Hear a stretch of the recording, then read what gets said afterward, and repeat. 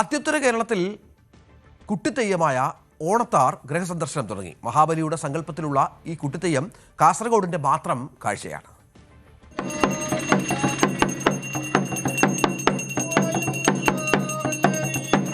അത്യുത്തര കേരളത്തിലെ നാട്ടിൻപുറങ്ങളിൽ ഓണത്തിന് മുന്നോടിയായി എത്തുന്ന കുട്ടിത്തെയ്യമാണ് ഓണത്താർ.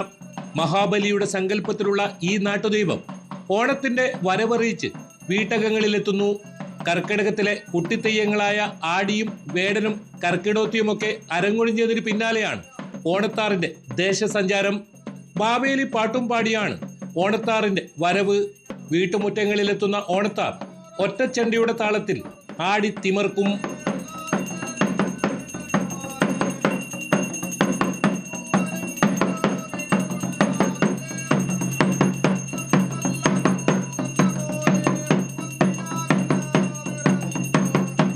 വണ്ണാൻ സമുദായത്തിലെ ആൺകുട്ടികളാണ് ഓണത്താർ കോലം ധരിക്കുന്നത്.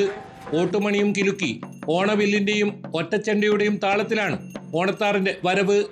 മുഖത്തെഴുത്തും ഉടയാടകളും തലയിൽ കിരീടവും ഉണ്ടാകും.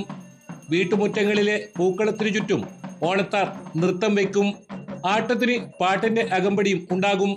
മഹാബലിയുടെ ആഗമന കഥയാണ് പാട്ടിന്റെ ഇതിവൃത്തം.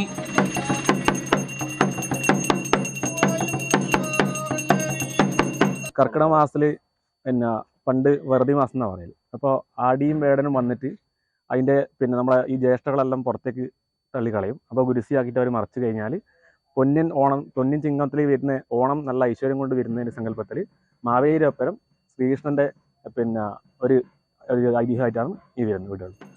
മഹാബലിയുടെ ഭരണകാലവും വാമന വേഷം പൂണ്ടെത്തുന്ന മഹാവിഷ്ണുവുമൊക്കെ ഈ പാട്ടിന്റെ ഭാഗമാണ്. ദേവന്മാരുടെ ആവശ്യപ്രകാരം മാവേലി മന്നനെ വാമനൻ പാതാളത്തിലേക്ക് ചവിട്ടിത്താഴ്ത്തുന്ന കഥകളുമൊക്കെ ഈ പാട്ടിൽ പാടിപ്പറയും. 4 ദിക്കിലെയും വിശേഷങ്ങൾ കണ്ട് പ്രജകളുടെ സൽക്കാരം സ്വീകരിക്കാൻ മഹാബലി ഓണത്താറായി വീടുകളിലെത്തുന്നെന്നും വിശ്വാസമുണ്ട്. വടക്കേ മലബാറിൽ ചിങ്ങമാസത്തിലെ ഉത്രാടം, തിരുവോണം ദിവസങ്ങളിലാണ് ഓണത്താറിന്റെ വരവ്. എന്നാൽ ചില പ്രദേശങ്ങളിൽ അത്തം മുതൽ തിരുവോണം വരെയുള്ള ദിവസങ്ങളിലും ഓണത്താർ വീടുകളിലെത്താറുണ്ട്. കാഞ്ഞങ്ങാട്, നീലേശ്വരം ഭാഗങ്ങളിൽ മഹാവിഷ്ണു സങ്കല്പമാണ് ഓണത്താറിനുള്ളത്. ചില ദേശങ്ങളിൽ ബാലരൂപത്തിലുള്ള ശ്രീകൃഷ്ണനായും വിശ്വാസമുണ്ട്. എന്നാൽ ചിലയിടങ്ങളിൽ ഓണത്താർ എന്നാൽ മഹാബലി സങ്കല്പമാണ്. KV Baiju, news 18, Kasaragod. കൂടുതൽ വാർത്തകൾക്ക് news 18 Keralam YouTube channel subscribe ചെയ്യുക.